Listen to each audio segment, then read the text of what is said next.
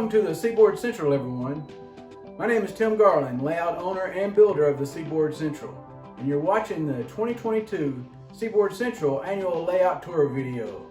So without further ado, let's get started.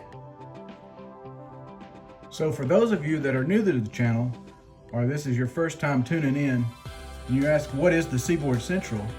The Seaboard Central is a freelance railroad that I created back in 1990.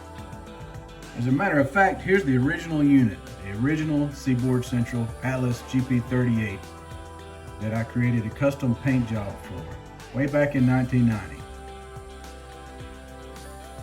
Now while the 1990 unit doesn't run, and I don't ever intend to make it run, I do want to keep it for sentimental reasons to show where the Seaboard Central started many years ago.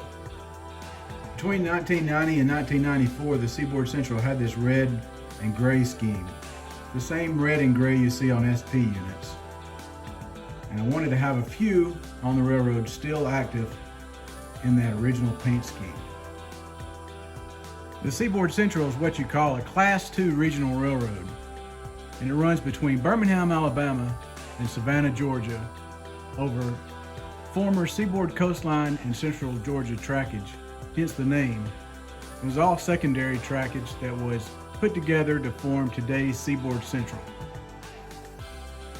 In 2021, I held the final layout tour video for the original Seaboard Central layout, and all that's left is a memory of it hanging on the wall of our new home. So here's the track plan for the Seaboard Central layout that I'm working on right now. And as you can see, it takes up 3 separate rooms. So before we get started with the tour, I'm going to show you the sections that I'm working on now. This section right here is where my workshop is located, and I began construction on the new layout with this module right here, this 2-foot by 8-foot module. It goes through a wall, and I'm working on the shelf portion of this layout right here, coming around to this point. So at this point, this part of the layout has been constructed.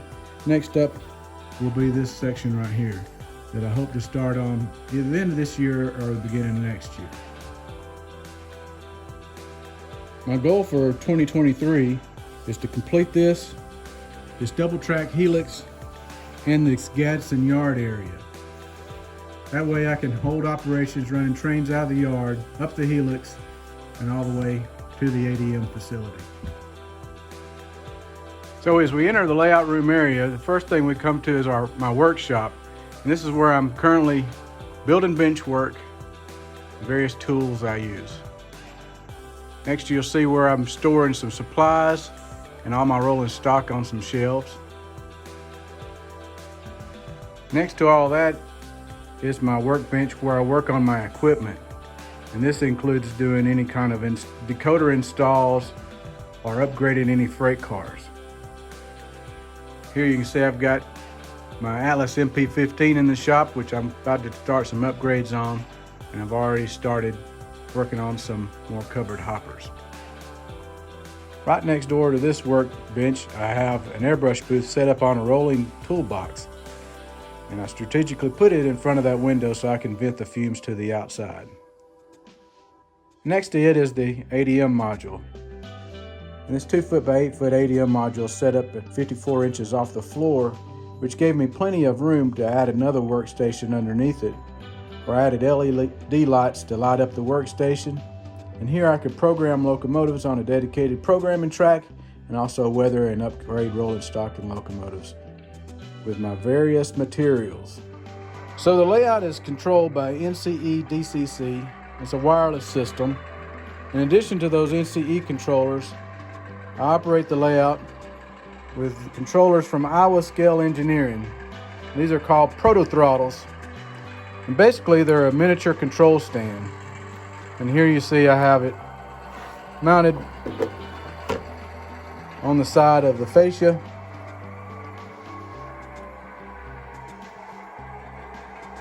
And these perform just like a real locomotive control stand, or very similar at least. They have a brake, a reverser, and a throttle. And the horn, the bell.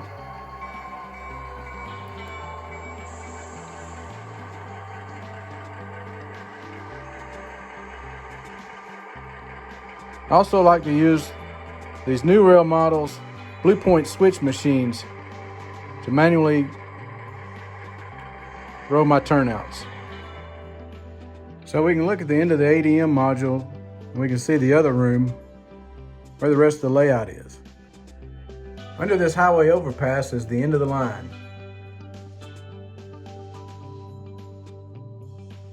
This section is a section I recently completed, and it includes a bridge over a trout creek. My backdrops are all from trackside scenery, and I try to blend it with various scenery materials. I like to use Martin Welberg scenery products, Woodland Scenics, Siflor, things you can get from Scenic Express. Those trees that are in front of the backdrop are from JTT, and they're ready-made trees. All of my track work is from Micro Engineering.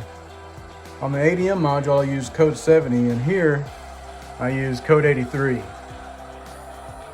And I paint all my rails and my cross ties, try to give it that realistic, prototypical look. And I even paint the roadbed. If you can look closely, you can see where the ballast ended and the painted roadbed began right there at that turnout.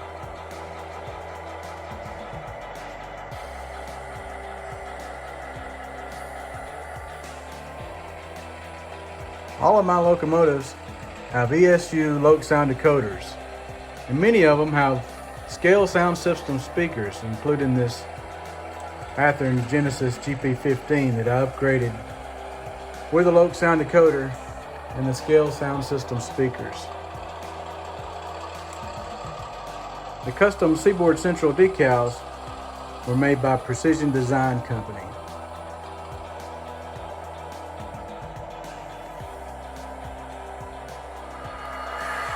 Since the Seaboard Central is a Class 2 regional, it doesn't have a whole lot of money to spend on brand new locomotives. So in many cases, we get second-hand locomotives. And if the paint job is in good enough shape, often we just patch it out.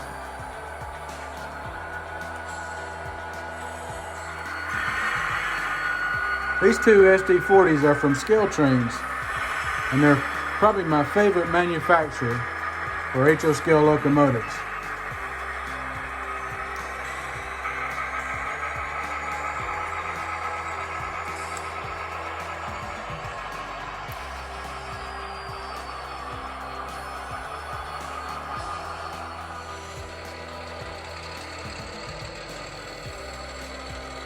I have a lot planned for 2023, so I hope you'll continue to watch. If you're new to the channel, go back and look at some of the older videos that I made showing how the Seaboard Central has evolved over the years.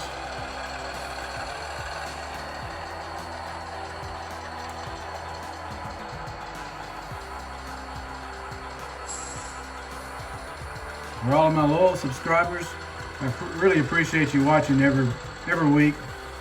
Tune in every Sunday. I try to keep a new video going. So until next time, thanks for watching the Seaboard Central, everyone. Happy model railroading.